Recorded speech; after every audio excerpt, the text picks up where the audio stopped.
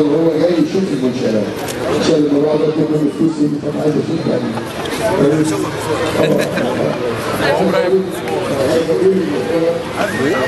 دعم المعمل دعم لان كان في ناس في الزمالك مليارات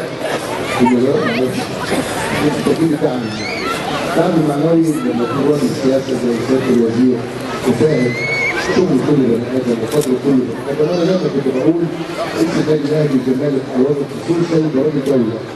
انت يهدي وانت يسرع وانت تشوف يعني الدوله محتاجه ايه. النهارده كتير يعني في مشكله كبيره بيننا وبين الاخوه الصحفيين.